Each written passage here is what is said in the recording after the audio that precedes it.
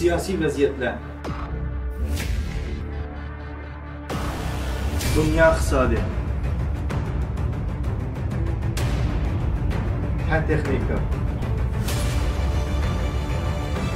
biz Sultan ekranında. Bugün yeni bir programma işleyildi arkadaşlar.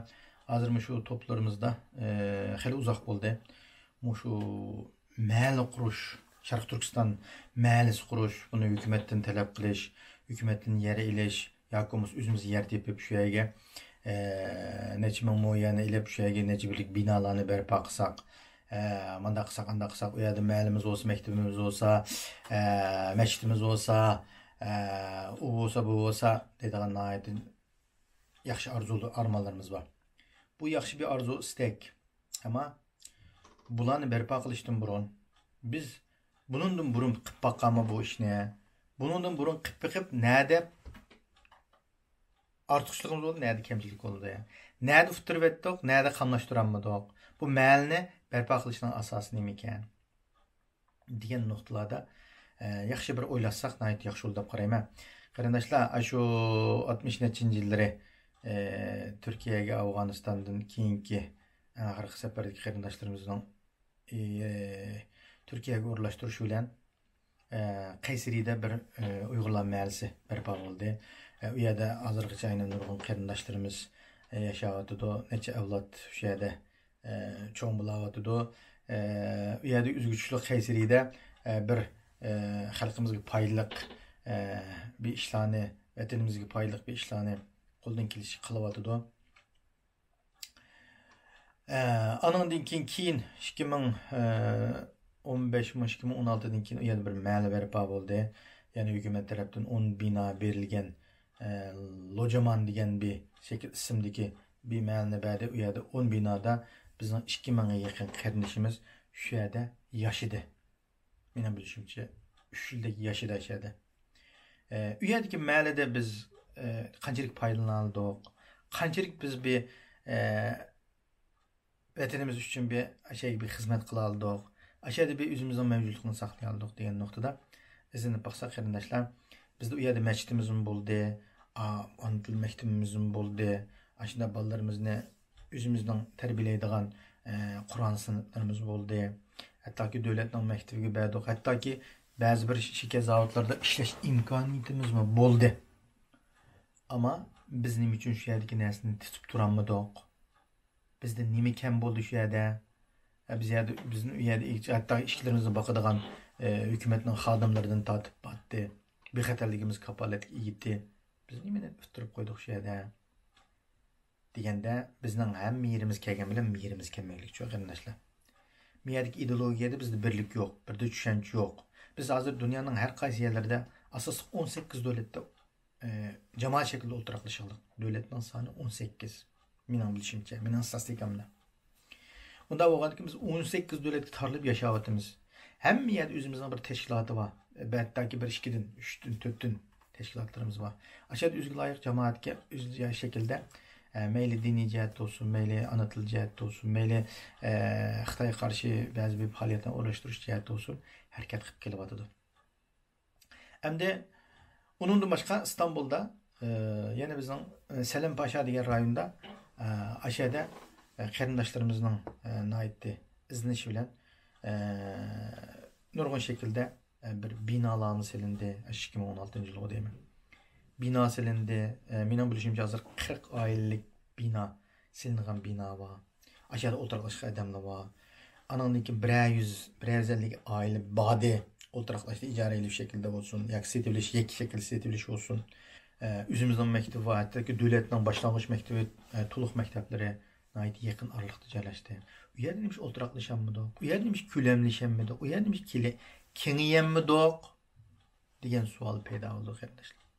Bulardagi tajriba saboqlarni, bu yerda ko'rilgan masalalarni biz o'zimiz hozir bir buni hal qilmay turib yoki buning uchun izlanmay turib, yana nimish qilib ma'lum qurimiz deb birsimiz chiqirganmiz hayajon bilan, voy ma'limiz bo'lmaydi, voy palonchilik bilet asli qilamiz, voy tugancha odamni shag'allaymiz. Yığsak aşağı nimi yığanmıdıq, Qayseri'yle nimi yığanmıdıq, hazır Selim Paşa'da yığanmıdıq. Nimi yığanmıdıq? Sebebini aniqlab tekşürüp baqqanlar barmı? Nima uchun izlanmadinglar? Men har ikkili yerga bordim. Qayseriga berib 3 kun o'sha turib ziyorat qilib, o'sha qarindoshlarimiz bilan uchrashib keldim. Bir malning bir inisining o'sha mavjud bo'lishini, hech bo'lmaganda bir kichik tipdagi bir o'zimizning madaniyat, o'zimizning kichikilgan bir vatanning shu yerda bir hosil bo'lishini arzu qildik. Ammo buning asli tubki narsa nima ekan? Bu mahalle buluşumuzun, yoki bo'lmasa bir yerga yig'ilishimizning, bir yerda o'tirishimiz asosli tubki yig'inimiz shu mahallaga bo'lgan tunishmaydi, aniq bo'lish kerak. Hozir biz Safakoyda 10 mingdan oshadigan Uyg'urlar yashaydi hozir o'tirishadi. 10 mingdan ortiq Uyg'urning soni bor statistikimizda. Zaytunburunda 4-5 ming Uyg'ur yashaydi. Ozg'in ekan. Taxminan statistika qarindoshlar. Muhunchilik şekilde yaşayotgan rayonda bizning maktabimiz var, dernigimiz var, kitapxonlarimiz var, oshxonamiz var. Mushu rayonlarda nima uchun nima ish qila olamiz? Bolalarimizni beradigan maktabga Tanuru degan maktabninki nimasini fuqama 60 dan ortiq bola bor. Aran 60 dan necha ming odam yashaydigan yerda aran 60 dan ortiq bola bizning ona til maktabida o'qiydi. Ana til maktabmi ashi nimaga taqashmaydi. O'zining normal boradigan maktabga taqashmaydi. Taqashtirmagan shaklda ana til kurslarimiz var. Ana til maktablarimiz var. Ayada Hira degan, Safakoyda Hira degan bir maktabimiz var. Bu yerda o'qiyotgan bolalarning soni qanchalik? Menimcha 200 ga bordi, bormaydi. Demak, mushunda ahvol ostida biz bor imkoniyatimizdan foydalanmay turib, yana nima ish qilamiz? Birmuncha mablag'ni silib, mablag'ni avutib yoki bo'lmasa mablag'ni burab, kallamizni va zehnimizni buning nima uchun nima qilamiz? Chunki bizda hal bo'lmayotgan bir narsa miyatga tunish. Sen ailada balani Uyg'ur tilida tarbiyaladingmi? Uyg'urcha muhit yaratib beraldingmi? Uyg'urcha bir vatan tuyg'usi yaratib beraldingmi? Sen bunu avval nima qilishimiz kerak-da? Biz ma'li bo'lsa hamma nima bo'ladi degan mandaq xato tushunchada bo'lsak, Qaysarini misol qilib berdim. Ma'li bo'lsa hamma nima bo'ladi, bo'lmadi aynan.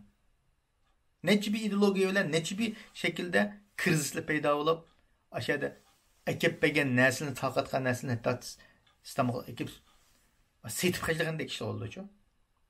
Açlıqның to'llig'idan taqib berib, mehribonlik bilan yetkazgan narsani biz ortiq elib bilib, yeb bo'lanmay, uni setishga majbur bo'ldik-ku. Ahvolimiz bu. Anan deganda Selim Paşa'da nima uchun avomimiz, nima uchun kengayamiz deganda bizda oila bo'ldi, uy bo'ldi, ammo bizda biz oyning kirasi bilan, uyning udliq turmushi bilan emas. Bizde bir hayat lazım. Biz bir işlişimiz gerek. Biz bir kıymet yaratışımız gerek. Biz bir kim yüzümüzden arzusu oldu. Şuna mı ya? Bir sayısı hayat kılış için pul gidiyordu. Vatan yerden kılış pul gidiyordu.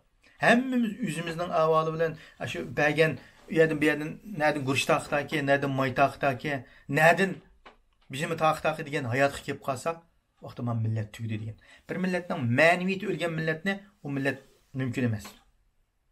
Maneviyeti ölgen millet diqqat ketib turolmaydi, davlatni quramaydi undan millet. Shuning uchun Xitoy tajovuzlari bizning ma'naviyatni o'qitishimizni, bizni shu iqtisodiyatdan, vatan bilan bo'lgan aloqamizni, vatandikilni qamab turib, vatandikilni iqtisodiyatdan, bugungi butunlay shu bizning iqtisodiyatdan boylarimizni olib tashib o'tishi, yer mulkimizni ilishi, hammamizni tatilishi bizni hammadan mahrum qo'yish, hammadan kuchsiz qo'yish, hammadan ojiz qo'yish, faqat jinimiz bilan qiladigan, janish beqishni hayotimizni saqlab qolish uchun ham halakchilikni o'tadigan inson qilib qo'yish. Hayotimiz az qolganini cho deganda ashlaq shaklda bir inson undaq bir mashinadan qilib tarbiyalab chiqish, o'zgili bo'ysundigan, o'zgili qaraydigan, o'zgilidan madad kutadigan bir inson qilib qo'yish. Anan deganda o'zida maqsadga yetish, şu insanı qul qilish, mengu qul qilish yoki yo'qotish, zaminni mengu ilib bilish. Xitoyning maqsadi bu. Buning uchun bizga o'xshay ayadagi zaminning egillarini yo'q qilish kerak. Zaminning yer xiti bizning qo'limizda. Bizni yo'q qilib etsa, yer xitimi yo'qaydi. Inson guvohchiligi yo'qaydi. Chunki yangi 30-40 yildan keyin kelgan yillar mushtaqatda bizning izimizni topolmaydi. Xitoy mush maqsadga yetish uchun shuna qilyapti. Shuning uchun qarindoshlar, demak gapning yig'indisi biz mayli Selim Paşa'da biz bir ishlab chiqarish o'rnimiz bo'lishi kerak ekan. Ishlab chiqarish o'rnimiz bo'lgan vaqtda biz ishlab pul topa olamiz, uyimizni ijarasini topa olamiz. Hamcho deganda azroq bir keynimizni tashlay olamiz. Mayli vatanimiz uchun bo'lsin, mayli o'zimiz uchun bo'lsin, mayli keyingi ishlarimiz uchun iqtisod bizni turtkilik, haydakchilik rolini o'ynaydi. Buning uchun bir iqtisodiy manba bo'lgan korxona bo'lishi kerak ekan. Ishlab chiqarish o'rni bo'lishi kerak ekan. Biz ishlaydigan, kuchimizni qila oladigan bir yer bo'lishi kerak ekan. Bu bo'lmay turib, mahalla, undan keyin boshqa narsalar. U yerda hammamizning ishlab chiqarish o'rni yo'qlab, bisimiz qassob, bisimiz navoiy, bisimiz dukkan cho'lib olgan bilan, ashada shu haq boshqa yerdan ishlab chiqarib kelgan pullarni anandan keyin bizdan iste'mol qiladi. Bizdan go'sht oladi, bizdan ko'ktat oladi, bizdan turmush lozimliklarni oladi, bizdan non oladi, bizdan o'ymay guruch oladi. Agar unda mablag' bo'lmasa-chi, qachon taqi deb dukkan qarab qolgan. Shuning uchun bu yerga narsa sanoat bazasi qurmay turib, ma'lum bo'lmaydi qarindoshlar. Gapimning yig'indisi sanoat baza qurishning eng tubki yig'indisi nima deganda bizning maktab bitirgan 2500 o'quvchimiz bor. Maktab bitirish oldida 3 yil qolmay maktab bitirib bo'ldi. 2500 İstanbulda o'qiyotgan o'quvchilar bor. Mush o'quvchilarimizga mablag' solaydi. Bularni yaxshi shaklda o'qitib maktab bitirgandan keyin bularga ish tayyor qilib turaylik. Bular müşakil işlisin, bizning ochgan korxonalarimiz, zavodlarimizda, sanoat rayonlarida işlisin. Andan keyin shu nima bilan məhəllə bərpa qılğılı oludu, acıbalını öyüçaqlı qılğılı oludu, acıbalının keyinki vətənə sağlam şəkildə iyi olalaydıgan insan tərbiyələb çıxılı oludu. Əgər unda bulmay turub, siz bu yaşlını tərbiyələyib, keyinki evladını tərbiyələmay turub, siz hazır məhəllə qurvarsınız, aynı Qayseriyə, aynı Selim Paşa turubdu. Bunun da örnek elib turub, onu keyin məhəllə qurun. Yoki bunundakı ko'rilgan məsələlərini sizlər təzə yaxşı təhlil qilib bulab, anandan keyin məhəllə qurun. Məhəllə qurğan vaqtında anandan keyin qurishdan burun məbləğlər emas, keyinki 10 yil, 50 yil, 100 yilni planlab turib qilgan vaqtida anandan keyin buningda maqsadga yetkaziladi. Bo'lmasa hayajon bilan u yerdan bu yerdan yig'ish qilib, ketkichi bayilni sig'iyverganimiz bilan vaqtida bayildimiz chiqmaydigan bo'lib qoladi. Shuning uchun hammamiz qalayimqan sig'iyvermaylar. Sig'ishga tegishli kelsa sag'aylar, sag'maylar. Qarindoshlar. Shuning uchun hammamiz o'zimiz bir proyekt ko'tarib chiqib qilmay, u proyektimizning xalqimizga, hozirgi realligimizga mos kelamdi kelmamdi. Bu kas qanday bo'ldi, kimimiz qanday bo'ldi? Bu taraflarni yaxshi o'ylashib turib qilsak, nayt yaxshi bo'ldi deb qarayman. Qolgan javobni, qolgan mulohaza o'zingizlar qilib olsizlar, vaqt munosabat bilan o'sha yerga qilma. Hamma Janob Alloh topshirib, assalomu alaykum va rahmatullohi va barakatuh.